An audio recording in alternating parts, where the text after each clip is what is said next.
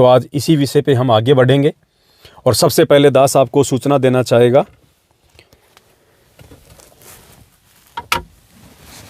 कि सतलोक आश्रम मैनेजमेंट हरियाणा का मुखिया महेंद्र भगोड़ा, जो सन 2014 बरवाला कांड से भगोड़ा घोषित था और पिछले महीने 29 नवंबर 2022 को, आज 29 दिसंबर 2022 है, जस्ट एक महीने पहले 29 नवंबर 2022 को 8 साल से भगोड़ा घोषित महेंद्र राजस्थान के जोधपुर से पकड़ा गया था। उसको जेल भेज दिया गया था और पुण्यात्माओं 3 दिन पहले यानी 27 दिसंबर 2022 को, आज से 3 दिन पहले वो महेंद्र वापस जेल से आ चुका है अपनी जमानत करवा के। है ना आश्चर्य की बात? आश्चर्य हो रहा ना आपको, कितना जल्दी आ गया। इतना वांटेड व्यक्ति, देशद्रोह के मुकदमे में जिसका नाम, मर्डर के मुकदमे में जिसका नाम, जो धाराएं 2014 बरवाला कांड के बाद हमारे परम पूज्य सतगुरु रामपाल जी भगवान के ऊपर हरियाणा प्रशासन ने लगा रखी थी, वो सारी की सारी धाराएं उनके इस छोटे भाई, कलयुगी भाई महेंद्र के ऊपर भी लगी हुई थी। और 8 साल से हमारे गुरुदेव की कोई जमानत नहीं, कोई सुनवाई नहीं। और उन्हीं धाराओं में ये महेंद्र भगोड़ा 1 महीने पहले पकड़ा जाता है और मात्र 27 दिन में इतनी बड़ी बड़ी धाराओं में, देशद्रोह जैसी धारा में अपनी जमानत करवा के और 3 दिन पहले हिसार जेल से बाहर भी आ जाता है। पुण्यात्मा, इसको कहते हैं राजनीतिक साठगांठ। 8 साल से ये दास जो आपको चिल्ला रहा है कि बरवाला कांड इस महेंद्र भगोड़े की साजिश है, इसकी गंदी सोच का परिणाम था बरवाला कांड। आश्रम, गुरुदेव की संपत्ति और गुरु पद को हड़पने के लिए। और 27 दिन में मात्र ये व्यक्ति अपनी जमानत करवा के जेल से बाहर आ जाता है। पुण्यात्माओं, इसीलिए सतलोक आश्रम मैनेजमेंट हरियाणा वालों के द्वारा बीजेपी को समर्थन दिया जाता है, बीजेपी के कैंडिडेट को वोट डलवाए जाते हैं, उनका प्रचार करवाया जाता है, बीजेपी के नेताओं को सत्संगों में बुलाया जाता है, उनको भीड़ दिखाई जाती है लाखों की कि आने वाले चुनाव में ये व्यक्ति आप ही को समर्थन करेंगे, आप ही को वोट करेंगे, आप ही के पोलिंग एजेंट बनेंगे। और आज उसी भारतीय जनता पार्टी बीजेपी के रहमो करम के चलते जो तलवे पिछले कई वर्षों से सतलोक आश्रम मैनेजमेंट हरियाणा बीजेपी के चाट रहा है, वो तलवे चाटने की बदौलत इस बीजेपी सरकार के रहमो करम के चलते और इस भगत समाज के द्वारा अंधाधुंध तरीके से आंखें बंद करके दिए गए ज्योति पाठ और दान के पैसों की बदौलत आज वो महेंद्र भगोड़ा मर्डर और देशद्रोह जैसी भारी भरकम धाराओं से मात्र 27 दिन में अपनी जमानत करवा के जेल से बाहर आ जाता है। इसको कहते हैं राजनीतिक साठगांठ। पीला पर्चा आया है, उसके जेल से बाहर आते ही खुद ही लिखने वाले हैं संगत को मूर्ख बनाने के लिए। दास आपको पढ़ के सुना देता है ये पीला पर्चा। दिनांक 28 नवंबर 2022 परसों आया था। कबीर परमेश्वर जी की प्रिय संगत को दास का आशीर्वाद, नाम गुरु जी का ही लिया जाता है क्योंकि संगत तो गुरु जी के नाम से ही मूर्ख बनेगी, इनको अच्छे से पता है। कबीर परमेश्वर जी की प्रिय संगत को दास का शुभ आशीर्वाद है कि परमेश्वर कबीर जी आपको मोक्ष दे, आपस में प्रेम से रहने की भावना दे, आप इस काल लोक की पीड़ा को समझें, इससे निकलने का ये अवसर ना चूकें। सूचना व आदेश। भक्त महेंद्र दास जी जेल सेवा से संसार वाली जेल में आ गया है। क्या लिखा है कि भक्त महेंद्र दास जी जेल वाली सेवा से संसार वाली जेल की सेवा में आ गया है।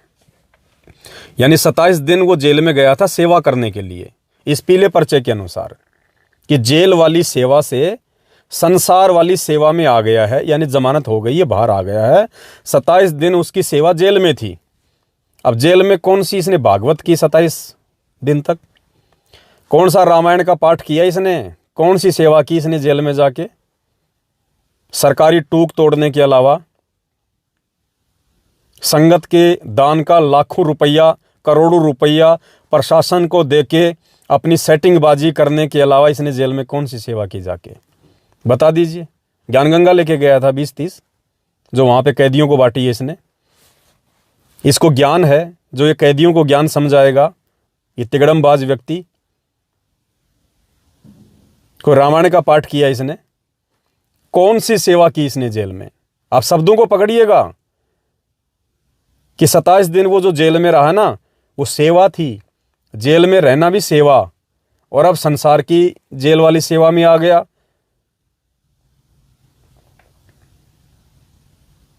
और बाहर आते इसने अपने संसार वाली जेल की सेवा शुरू कर दी। बाहर आते ही इसने संसार की जेल वाली सेवा शुरू कर दी। कौन सी सेवा शुरू कर दी?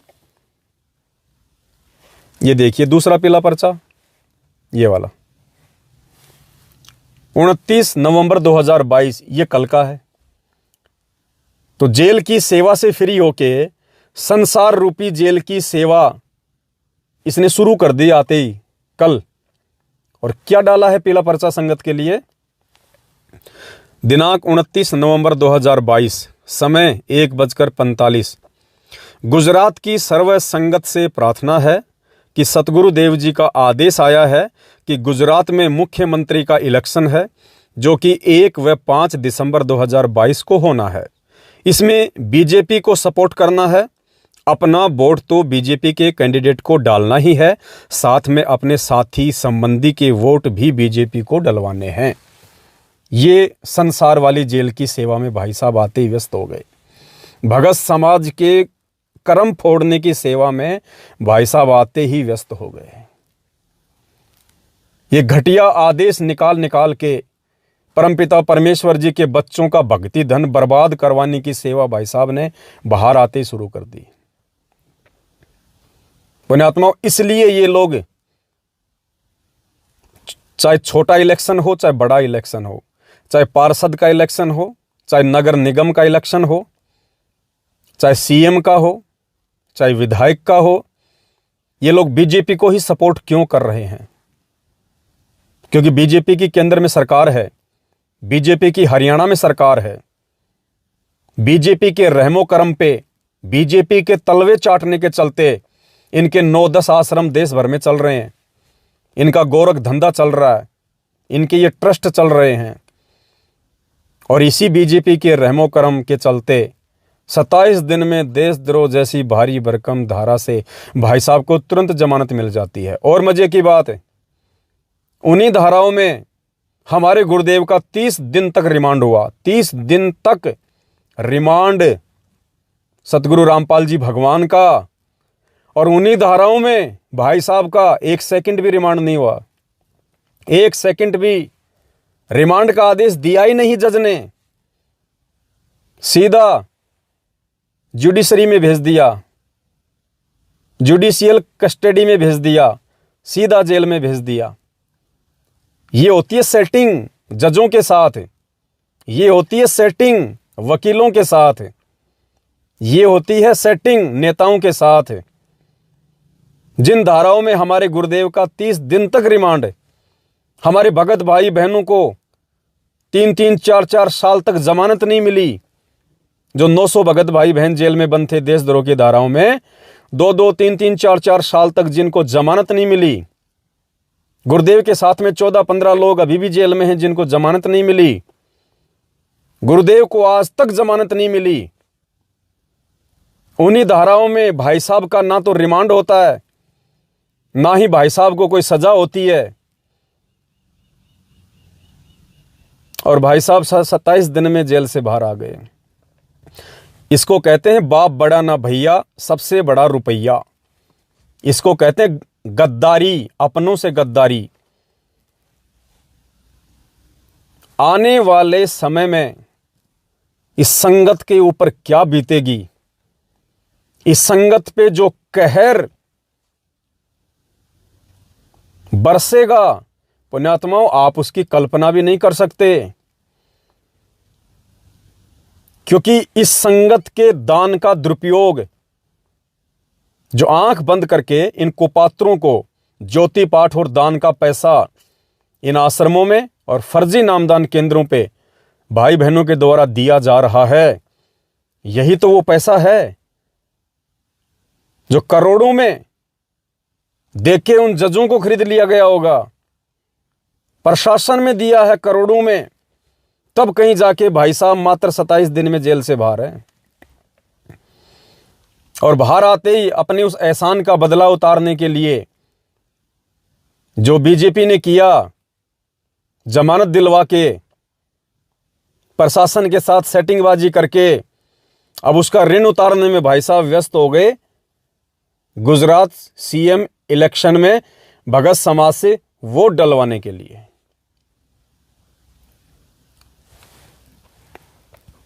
पहले वाले पीले पर्चे पे चलते हैं। कबीर परमेश्वर जी की प्रिय संगत को दास का आशीर्वाद है कि परमेश्वर कबीर जी आपको मोक्ष दे, आपस में प्रेम से रहने की भावना दे, आप इस काल लोक की पीड़ा को समझें और इससे निकलने का ये अवसर ना चूकें। भगत महेंद्र दास जी जेल सेवा से संसार वाली सेवा में आ गया है। अगर जेल जाना सेवा थी तो 8 साल से भगोड़ा बन के क्यों घूम रहा था? पहले चले जाता। क्यों पुलिस के साए में, क्यों इतना डरा हुआ, सहमा हुआ, भगोड़ा नाम रखवा के दर दर की ठोकरें खा रहा था? पहले चला जाता जेल में, अगर जेल में भी सेवा ही थी तो। उनके जेल सेवा में जाने के कारण राष्ट्रीय कमेटी का गठन किया था ताकि उनके आने तक मिशन को सुचारू रूप से गति दी जा सके। कमेटी के नेक व परमात्मा के हंस सदस्यों ने मिशन की व्यवस्था पहले से और अधिक ढंग से की। यानी महेंद्र के जेल जाने के बाद में जो कमेटी बनाई गई थी, उन कमेटी वालों ने महेंद्र से भी अच्छी सेवा करी, महेंद्र से भी अच्छे तरीके से मिशन को आगे बढ़ाया।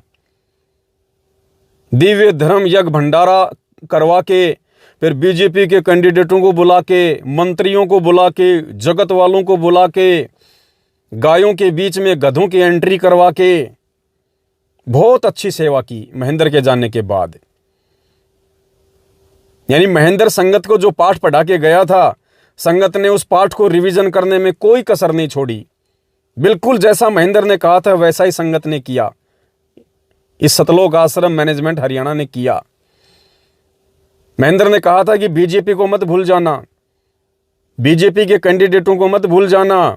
अगर हम श्वासें ले रहे हैं, अगर हम जिंदा हैं, तो केवल बीजेपी के रहमो करम पे जिंदा हैं। इसलिए बीजेपी हमारा माई बाप है। बीजेपी को हर काम में आगे रखना, राजनेताओं को हर काम में आगे रखना। अगर राजनेताओं को पीछे कर दिया तो हमारे आश्रम पीछे चले जाएंगे, हमारे आश्रमों के लाइसेंसों को कैंसिल कर दिया जाएगा, हमारे जो ट्रस्ट हैं उनको बंद करवा दिया जाएगा। कहाँ से हम संगत को इकट्ठा करेंगे? कहाँ से हम संगत के कर्म फोड़ेंगे? कहाँ से हमारे पास इतना दान धर्म आएगा? कैसे उस पैसे को हम 2 नंबर में दिखाएंगे, 1 नंबर में दिखाएंगे? तो बीजेपी को मत भूल जाना बच्चों। ये महेंद्र ने जेल जाने से पहले अपनी पूरी टीम को एक आदेश दिया था और टीम ने सकुशल बहुत अच्छे से उसका पालन किया। और 7, 8, 9 नवंबर 2022 को दिव्य धर्म यज्ञ दिवस की आड़ में बखूबी महेंद्र के आदेशों की पालना की गई। दुनिया भर के बीजेपी नेताओं को, वर्तमान पूर्व, सभी को आमंत्रित किया गया। सबको इन आश्रमों में ठोक दिया गया और मनमानियां हुई। अच्छे से हंसों को और बगुलों को एक कर दिया गया, कोई फर्क ही नहीं रहा, सबके कर्म फोड़े गए। और वो नेता लोग जो कई हजारों की संख्या में आए थे, जगत वाले, वो एहसान फरामोश नहीं होते, वो खाते हैं तो दे के जाते हैं। दान पेटी में उन्होंने भी पैसे डाले, किसी ने 100, किसी ने 500, किसी ने 1000, किसी ने 5000। अब नेता आएगा तो 10-11 हजार से नीचे क्या डालेगा। और अब संगत वालों को जो चाय पानी पिलाया जाएगा आश्रम में, जो भंडारा करवाया जाएगा आश्रमों में, उसमें उन जगत वालों का वो भार भी शामिल होगा। वो 3 लोग का भार लेके जो जगत वाले घूमते हैं, जो पाप की कमाई से अपना पेट भरते हैं, उल्टे सीधे कर्म कुकर्म करके, झूठ पाखंड करके, नेता कौन सी ईमानदारी से अपना पेट भरता है? कौन सा ईमानदारी से नेता अपना काम धंधा करता है? वो 3 लोग की भार युक्त कमाई जो दान पेटियों में नेता लोग डाल के गए थे, अब संगत उनकी चाय पिएगी, बिस्कुट खाएगी, भंडारे करेंगी, तो 3 लोग का भार चढ़ गया ना संगत के ऊपर। यही तो काल की सूक्ष्म चाल है, जिसे ना समझ पाने के चलते आज भगत समाज दिन ब दिन नीचे गिरता हुआ जा रहा है भक्ति मार्ग से। ताकि उनके आने तक मिशन को सुचारू रूप से गति दी जाती रहे, कमेटी के नेक व परमात्मा के हंस सदस्यों ने मिशन की व्यवस्था पहले से और अधिक ढंग से की। दिव्य धर्म यज्ञ दिवस 7-8 नवंबर 2022 का पाठ समागम इतने प्यार से, शिष्टाचार से संपूर्ण किया जैसे सतलोक से आए हमारे भाई बहन बहुत गुप्त रूप से पृथ्वी वालों के वेश में सब सेवा कर रहे हों। बिल्कुल, काल तो यही करवाएगा। जहाँ पे काल की व्यवस्था होती है वहाँ पे काल नुकसान नहीं होने देता। वहाँ पे काल ऐसी व्यवस्था कर देता है कि दूसरे जो नादान भगत भाई बहन होते हैं वो भी ये सोच में पड़ जाते हैं कि भाई वास्तव में जो हो रहा है सही हो रहा है। बिल्कुल एकदम सत्संगियों जैसा माहौल है, क्योंकि वहाँ पे काल का दाव चल रहा है। जगत वाले काल ने ठुकवा दिए इन आश्रमों में, राजनीतिक लोग आ गए इन आश्रमों में। कोई बीड़ी का बंडल लेके आ रहा है, कोई दारू का कोई पौवा लेके आ रहा है, कोई सिगरेट लेके आ रहा है, कोई रजनीगंधा लेके आ रहा है, कोई घर से दारू का लेके अपना गिलास जो है वो चढ़ा के आ रहा है, क्योंकि लोगों की आदत होती है। आप थोड़ी उनकी आदतों को सुधार दोगे जब जगत वालों को आप बुला रहे हो। तो सारी काल व्यवस्था थी, तो काल ने किसी को कुछ नहीं होने दिया कि ठीक चल रहा है, बिल्कुल बढ़िया। और नादान भगत इस बहम में रह गए कि भाई सब कुछ गुरु जी के आदेश से चल रहा होगा, क्योंकि काल ऐसी जगहों को बिल्कुल भी नहीं छेड़ता है जहां पे काल की व्यवस्था हो रही होती है। इतने प्यार से, शिष्टाचार से संपूर्ण किया जैसे सतलोक से आए हमारे भाई बहुत गुप्त रूप से हम पृथ्वी वालों के वेश में सब सेवा कर रहे हों। कहा सुनी नहीं, कोई कमांडर नहीं, सब सेवादार दास व दासी का वास्तविक परिचय देते हुए समागम में आने वाले जगत व भक्तों, भक्तमतियों, बहनों की जो सेवा व सम्मान किया किसी करिश्मे से कम नहीं था। उसका नाम है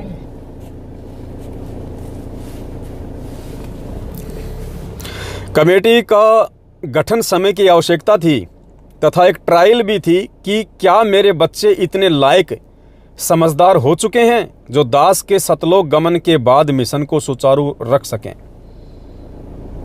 अगर ये परमेश्वर की तरफ से परीक्षा थी तो इस परीक्षा में तमाम लोग फेल हो चुके हैं, जिन्होंने गाय और गधों में कोई अंतर नहीं समझा और उन जगत वालों के साथ मिलकर वहां पे हंसी ठिठोली कर रहे थे।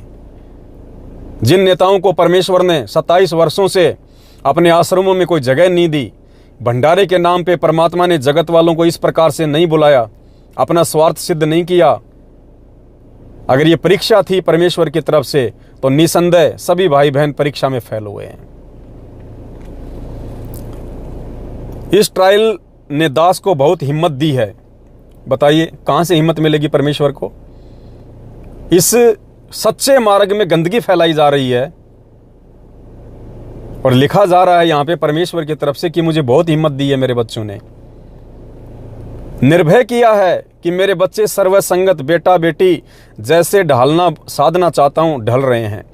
दास को परमात्मा कबीर जी ने, मेरे पूज्य गुरुदेव जी ने इसलिए छोटी जेल में आपसे दूर, आपकी पहुंच से दूर डाला है, दास को विश्वास बने कि मेरे बच्चे काल के दूतों की चाल में नहीं फंसते। वही तोते वाली कहानी हो गई श्लोक भी बोल रहे हैं, शिकारी आएगा, दाना डालेगा, जाल बिछाएगा, हम दाने खाएंगे नहीं तो जाल में फंसेंगे नहीं। और उस जाल में फंसते भी जा रहे हैं और वो श्लोक बोलते भी जा रहे हैं। इन राजनेताओं के तलवे चाटते भी जा रहे हैं, राजनेताओं की गुलामी करते भी जा रहे हैं, भक्तों को बीजेपी कभी कांग्रेस को वोट डलवाते भी जा रहे हैं, उनका सपोर्ट भी करवाते जा रहे हैं और कह रहे हैं कि हम तो भक्ति मार्ग में आगे बढ़ते जा रहे हैं। दास को विश्वास बने कि मेरे बच्चे काल के दूतों की चाल में नहीं फंसते या उनके बहकाव में आते हैं। काल के दूतों ने संगत को नष्ट करने की कोशिश में कसर नहीं छोड़ी, परंतु मेरे प्यारे बच्चों ने उनका डटकर सामना किया, अपने को ज्ञान आधार से दृढ़ रखा। ये लीला अति आवश्यक थी। यदि दास 2014 नवंबर में संसार से चला जाता तो मिशन तहस नहस हो जाता। दास को छोटी जेल से गए संदेश व आदेश ने संगत को बर्बाद होने से बचा लिया और बच्चे परीक्षा में पास हो गए। अब भगत महेंद्र दास जी अपनी सेवा पहले की तरह करें। पहले भी वो राजनेताओं के तलवे चाटता था, अब भी महेंद्र दास वही सेवा करे, राजनेताओं के तलवे चाटे, जो उसकी इच्छा करे, जो उसके मन में आए करे, अपने कर्म फोड़े। और आते ही उसने गुजरात के सीएम के इलेक्शन के विषय में, वोट और सपोर्ट के विषय में ये पीला पर्चा निकाल के अपनी वापस वही गंदी सेवा शुरू कर दी। अब भगत महेंद्र दास जी अपनी सेवा पहले की तरह करें। कमेटी का कार्य पूरा हुआ, अब इसकी अभी आवश्यकता नहीं है, परंतु इन सदे हुए बच्चों के समय समय पर सेवा लेता रहूँगा। कहीं जांच करनी है, कहीं कोई समस्या का समाधान कराना है। ये लोग खुद ही एक बहुत बड़ी समस्या है। ये किसका समाधान करेंगे? खुद ही समस्या है भगत समाज के लिए और परमपिता परमेश्वर सतगुरु रामपाल जी भगवान के लिए तो महा समस्या है। काल ने इन कमेटी वालों को, इन मैनेजमेंट वालों को अपना दूत बना के इस सत्य भक्ति मार्ग में परमेश्वर के सत्य पंथ में रोड़ा बना के खड़ा कर दिया, एक समस्या बना के खड़ा कर दिया। तो ये शब्द परमात्मा नहीं कहेंगे कि आप तो मेरे लिए समाधान है। समाधान नहीं, उस परमेश्वर के लिए इस सत्य भक्ति मार्ग में राजनीति का समावेश करके बहुत बड़ी महासमस्या है। पुण्यात्माओं, इन चीजों को ज्ञान आधार से समझा जा सकता है। परमात्मा किसी एक पे निशाना नहीं साधेंगे, वो परमेश्वर है भाई, हमारी तरह जीव नहीं है। परमात्मा कहते हैं कबीर कपट से भक्ति करे उसको भी समझाऊं, साम दाम दंड भेद से फिर सीधे रास्ते लाऊं। और मालिक कहते हैं खेवट सबको खेवता, क्या उत्तम क्या नीच। परमात्मा सबको समान दृष्टि से देखता है। मालिक ने कहा कि नौका में चाहे घास रख दी जाए, चाहे पत्थर रख दिए जाएं, चाहे इंसान रख दिए जाएं, वो सबको दूसरे किनारे लगाती है। तो पुण्यात्माओं, परमेश्वर का काम है सबको समान रूप से ज्ञान देना, सबके साथ समान रूप से व्यवहार करना, सबके साथ समान रूप से प्यार करना। लेकिन परिणाम फिर वो जीव भोगेगा लास्ट में, जो जैसा उस परमेश्वर को समझ के जो बीज बोएगा वो वैसा ही वो काटेगा। तो बचना और संभलना आप और हम सब आत्माओं ने है। अब देखो राजनीति के विषय में हमें परमेश्वर ने क्या क्या बताया। हर बार दास आपको वही वीडियो दिखाता है, आप भी सुन सुन के बोर हो गए होंगे। लेकिन क्या करें पुण्यात्माओं, जैसे परमात्मा एक सत्संग में कहते हैं कि आप सोचते हैं भाई गुरुजी तो दो ही बात जानते हैं, गधे बनोगे कुत्ते बनोगे, गधे बनोगे कुत्ते बनोगे। तो गुरुदेव ने कहा कि मेरे लिए ये बातें बार बार बोलना अति आवश्यक है, तुम्हें जगाने के लिए। और क्या कहूँ मैं तुम्हें यहाँ पे, मैं कोई बाजरा बीजने थोड़ी आया हूँ यहाँ पे, मैं कोई भेड़ बकरियाँ चराने थोड़ी आया हूँ यहाँ पे, मैं कोई बिजनेस करने थोड़ी आया हूँ। तुम लोगों को बार बार इन्हीं महागलतियों से आगाह करने के लिए आया हूँ। तो बार बार तुम्हें चेता रहा हूँ कि सत भक्ति करो, मर्यादाओं में रहो, काल के दूतों से सावधान रहो, नहीं तो गधे बनोगे कुत्ते बनोगे। तो दास की भी पुण्यात्माओं यही ड्यूटी है, आप सभी भाई बहनों को बार बार जो गलतियां बार बार ये लोग कर रहे हैं उन्हीं गलतियों के विषय में बार बार आपको समझाना, यही दास की ड्यूटी है। तो एक तरफ तो सरेआम ये परमेश्वर के आदेश बता बता के आप लोगों को गुमराह किया जा रहा है, राजनीति करवाई जा रही है। जो गंदे कुकर्म छोड़ के हम इस भक्ति मार्ग में आए थे साफ सुथरे बनने के लिए, हमें उसी गंदगी में वापस उसी गुरुदेव भगवान का आदेश बता के डाला जा रहा है। अब एक तरफ ये पीला पर्चा और एक तरफ देखो परमेश्वर हमें कहां कहां आगाह कर रहे हैं। हर विषय पे परमात्मा ने हमें समझाया। हमारा किसी से विरोध नहीं है, हम ना किसी राजनीति को इच्छा रखते हैं किसी राजनीतिक व्यक्ति से, ना राजनीति में हमारा हिस्सा है। संत हो के और इन राजाओं के पीछे या मंत्रियों के पीछे या इन अधिकारियों के पीछे फिरता है वो संत नहीं है। और वो तो 3 चीज के लिए राज दरबारों में जाता है। एक तो मान बढ़ाई, लोग नहीं कहेंगे भाई यू तो मंत्री के यहाँ जाता है, मंत्री का खास आदमी। आप आज वर्तमान में आप देख रहे हो कि आग लाग रही है, किसी अफसर का सतर रहा ना, किसी राजनेता का सतर रहा नहीं, केवल माया माया दिखाई दे, गरीब की कोई पूछता नहीं। पैसे वाले वही बकवादा में बढ़ रहे हैं, चंद व्यक्ति है 1% लोग 99% को पीस रहे। तो हमारा इस राजनीति से कोई लिंक नहीं होना चाहिए यदि मोक्ष चाहते हो तो। और बात तेरे काम ना आवे, और बात कौन सी है? और बात है ये आप देख रहे हो कि इलेक्शनों के चक्कर में कितनी भाग दौड़ हो रही है। अच्छा तो ठीक है, जो इलेक्शन लड़ रहे हैं वो तो ठीक दुखी, कहीं मंडली बना करके भाई फलाना जीतेगा ना, वो नहीं जीत सकता ना भाई, पक्की बात से ला ले शरत, सारा दिन ये गप्पे, कुछ लेना दे। तो स्पष्ट कर दिया परमपिता परमेश्वर जी ने कि राजनीति से हम भक्तों का कोई लेना देना नहीं है, कोई संबंध नहीं है यदि हम मोक्ष चाहते हैं तो।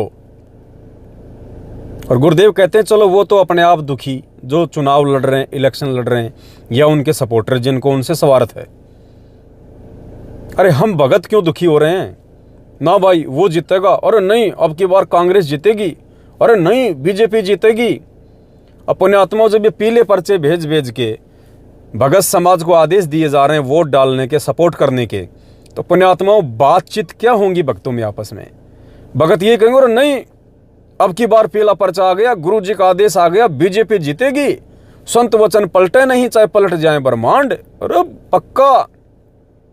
दूसरा बोलेगा नहीं यार गुरुजी ने तो कभी किसी ना बीजेपी को सपोर्ट दिया, ये बीजेपी पहले भी थी, कांग्रेस भी थी गुरुजी के समय, गुरुजी ने तो कभी कोई किसी को आदेश नहीं दिया, आज गुरुजी कैसे आदेश देंगे जेल जाने के बाद? अरे नहीं नहीं देख लेना बीजेपी जीतेगी। पुण्यात्माओं अब क्या बातें करेंगे भगत आपस में? ये तो परमात्मा के इन वचनों के विरुद्ध काम हो रहे हैं सारे। फिर क्या फायदा इस भक्ति मार्ग में?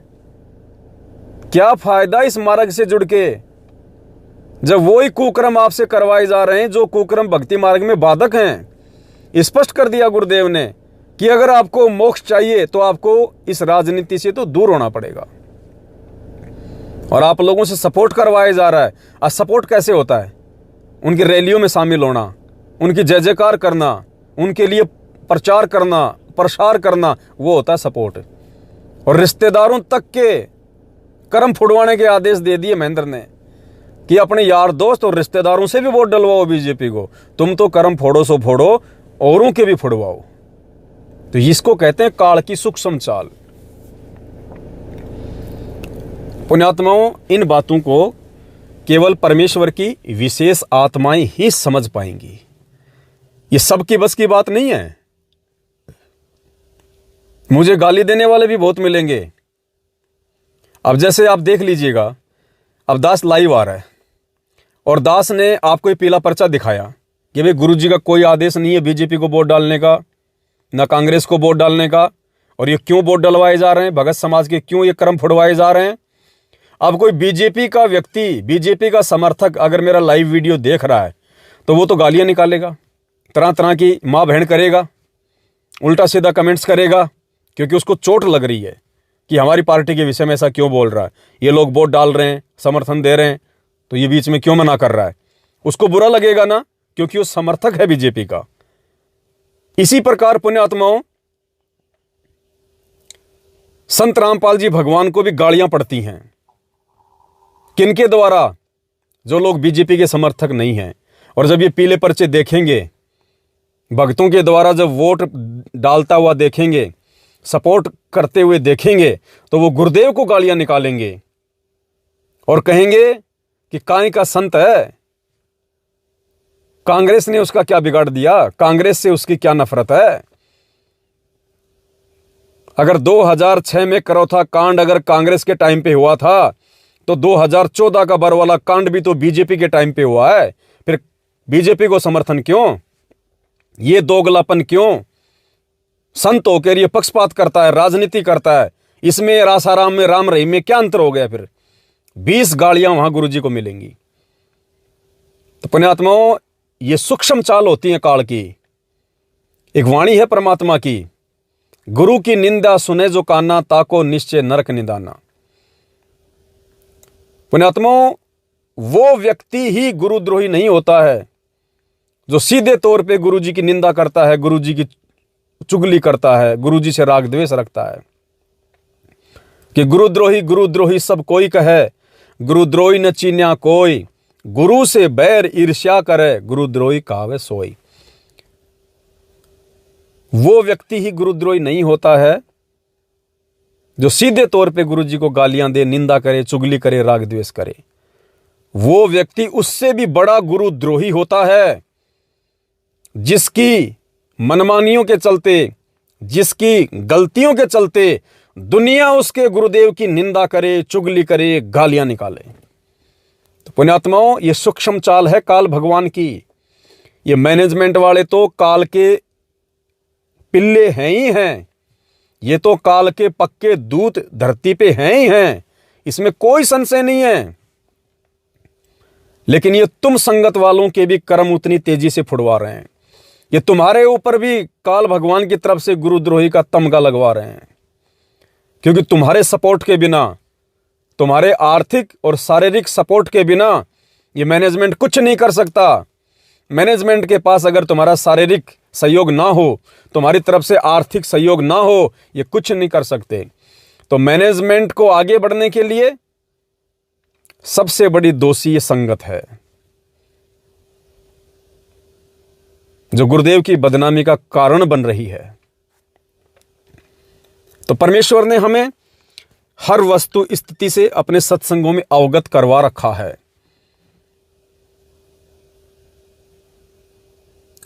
पुण्यात्माओं, हंस की यही परिभाषा बताई परमात्मा ने। एक पात्र में पानी और दूध दोनों मिक्स कर दिए और बगुले और हंस को वहां बैठा दिया। अब क्या करेगा हंस? दोनों एक जैसे हैं, लेकिन जो हंस होता है उसके अंदर एक गुण है, एक गुण होता है उसके अंदर, गॉड गिफ्ट होता है। वो उस मिक्स किए गए दूध और पानी में से खाली दूध को पी लेगा, कोई फिल्टर नहीं लगा हुआ उसके, लेकिन गॉड गिफ्टेड है। पानी छोड़ देगा, दूध को पी लेगा। बगुला ऐसा नहीं कर सकता, क्योंकि उसके पास वो तकनीक नहीं होती है, उसके पास वो गिफ्ट नहीं होता परमेश्वर की तरफ से, इसलिए वो दोनों चीजों को पीता है। तो ये सतलोक आश्रम मैनेजमेंट हरियाणा के पीछे जितने भी भाई बहन जुड़े हुए हैं, पुण्यात्माओं, भले तुम्हारे को बुरा लगे, लेकिन तुम बगुलों की श्रेणी में हो जब तक तुम वो हंस वाले काम नहीं करोगे। तुम वहां जाके अपने आप को भगत भी साबित करते हो और उन राजनेताओं के साथ मिलकर तुम जगत वाले भी बन जाते हो। एक तरफ तुम्हारे को भक्ति का आदेश दिया जाता है सतगुरु रामपाल जी भगवान के द्वारा, आज उनकी पीठ पीछे पीले पर्चे निकाल के तुम्हारे को ये गंदे कर्म, राजनीति जैसे गंदे कर्म करने के आदेश दिए जा रहे हैं। तुम्हारे को सतलोक आश्रम मैनेजमेंट हरियाणा ने, गुरुदेव के कलयुगी परिवार ने बगुला बना के खड़ा कर दिया। बगुला, ना तुम जगत रहे ना तुम भगत रहे, धोबी के कुत्ते वाली स्थिति में लाके खड़ा कर दिया। और इधर साथ संगति से जुड़े भाई बहन देखो, उल्टा तुम्हें समझा रहे हैं कितना अंतर है, रात दिन का अंतर। एक ही गुरु के शिष्य से समान रूप से ज्ञान दिया परमेश्वर ने। तुम लोग राजनीति में धंसते जा रहे हो और दूसरी तरफ हम साथ संगति वाले ये वीडियो बना बना के इन पीले पर्चों के पीछे छुपी हुई गहरी साजिश को समझाते हुए हम तुम्हें वापस हंस बनने की दिशा में लेके आ रहे हैं, तुम्हें समझा रहे हैं। अरे एक ही गुरु के भगत हैं, दोनों को एक ही ज्ञान प्राप्त है। एक नीच कर्मों की तरफ जा रहा है और एक स्वयं तो उच्च कर्मों की तरफ बढ़ ही रहा है, नीच कर्मों की तरफ जाते अपने भाई बहनों को पकड़ पकड़ के बाहर निकाल रहा है। कितना अंतर है, कितना अंतर है पुण्यात्माओं। ये मार्ग आंख बंद करके किसी भी ऐरे गहरे व्यक्ति के द्वारा निकाले गए गुरुदेव की आड़ में इन पीले पर्चों को ये आदेश मान के स्वीकार नहीं किया जा सकता। परमेश्वर ने हमारे को टॉर्च दी है, टॉर्च। और टॉर्च क्यों दी जाती है? अंधेरे में देखने के लिए। तो परमेश्वर ने हमारे को ये तत्व ज्ञान रूपी टॉर्च दी है। मालिक को पता था कि ये काल अज्ञान रूपी अंधेरा फैलाएगा मेरे जेल जाने के बाद, और ये मेरी टॉर्च, जो मेरा समझदार बच्चा होगा, जिसको टॉर्च के इस्तेमाल का पता होगा, वो उस अज्ञान रूपी अंधेरे में इस टॉर्च को जला के अपना बचाव करेगा, ठोकर खाने से बचेगा। तो आज सत्सेवक भाई बहन स्वयं भी अपना बचाव कर रहे हैं तत्व ज्ञान रूपी टॉर्च की रोशनी में, और आप भाई बहनों को भी हर संभव समझाने का भरपूर प्रयास कर रहे हैं। और उस प्रयास के चलते आज हमारे को भी वही इनाम मिल रहा है जो इनाम सतगुरु रामपाल जी भगवान को मिला है। गालियां, मारपीट, गुरुद्रोही का तमगा।